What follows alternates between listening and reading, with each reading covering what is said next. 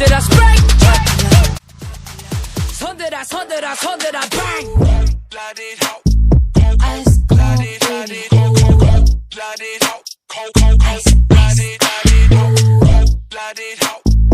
Ice Beberapa orang memiliki kisah dan pengalaman yang menarik dan dapat ditiru serta dijadikan motivasi. Seperti kisah seorang guru geografi yang selalu sabar dan tidak mudah putus asa. Beliau adalah Baik Wahidah, seorang guru yang saat ini mengajar di SMA 2 Praya. Beliau lahir di Wanasaba pada tanggal 6 Februari 1974 dari sepasang orang tua yang bekerja sebagai petani. Apakah sebuah mimpi akan terhenti? Apakah jalan menuju kesuksesan akan tertutup hanya karena satu kegagalan? Tidak bagi Ibu Wahidah. Beliau yang dulunya bercita-cita sebagai seorang perawat, namun cita-cita tersebut tidak dapat beliau capai karena terhalang dengan masalah tinggi badan yang tidak memenuhi standar perawat.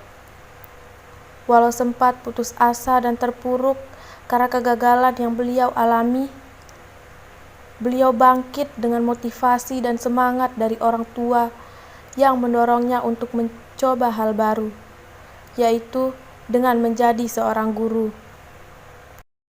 Saat itu sempat membuat saya drop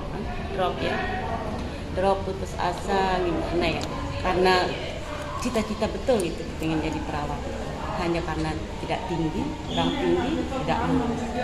Jadi seorang guru pun tidak mudah beliau jalani.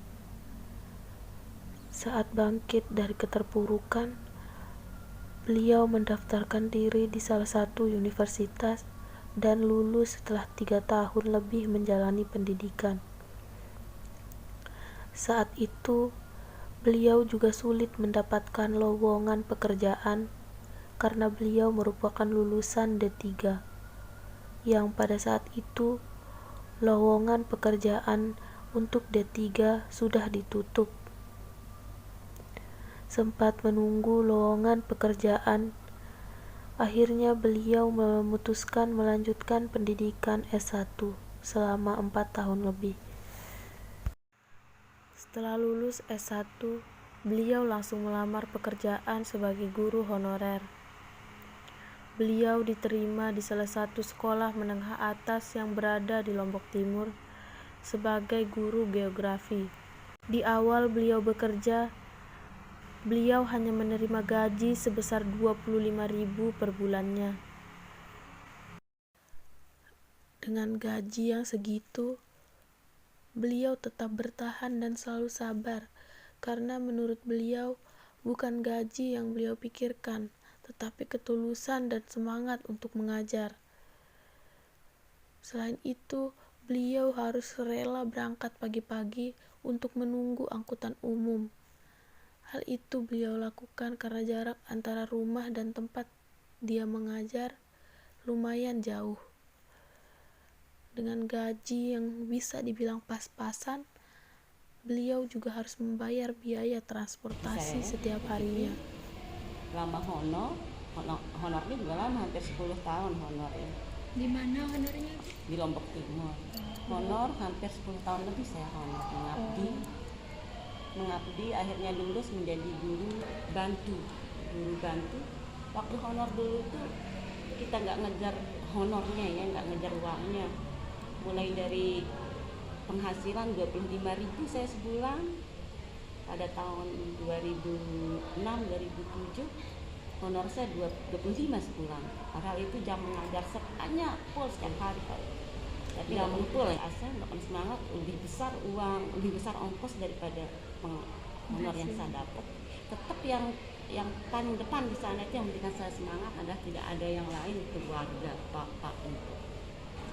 Hampir saya juga berhenti mengabdi karena terhalang sama ongkos transport yang pakai dari Praya sampai ke Lombok Timur. Masih di Lombok Timur kan jauh juga kan, Timur jauh. Setelah puluhan tahun mengabdi, beliau akhirnya lulus tes CPNS sekaligus lolos sertifikasi. Dan pada akhirnya beliau pindah ke SMA 2 Praia. Di dalam kelas, beliau dikenal sebagai seorang guru yang sabar dan selalu memberi kasih sayang serta ramah terhadap siswa-siswanya. Beliau mempunyai harapan bahwa siswanya kelak juga harus tetap semangat dan optimis terhadap apa yang mereka cita-citakan. Apabila gagal dalam satu hal, janganlah patah semangat. Yang harus dilakukan adalah terus maju dan belajar dari kegagalan tersebut. Jangan menunda-nunda, karena itu akan membuang-buang waktu. Jika masih sanggup melakukannya, maka lakukanlah. Caranya Ibu Wahida itu ngajar lemah lembut, terus juga bisa dipahami, nggak menggunakan kekerasan juga. Jadi para murid ada yang namanya melawan. Tapi Ibu itu orangnya kan lemah lembut terus kalem. Jadi cara ngasih tahu juga itu lemah lembut. Kalau nggak mau. Dari kisah Ibu Wahida tersebut, pelajaran yang dapat kita ambil adalah jangan mudah patah semangat. Kita harus yakin terhadap profesi yang kita jalani. Jangan berhenti berusaha, karena di balik semua itu akan ada kesuksesan tersendiri untuk kita. Pesan Ibu Wahida, jika kalian yakin dengan apa yang kalian cita-citakan, maka seriuslah dalam menjalankan pendidikan yang saat ini kalian jalani.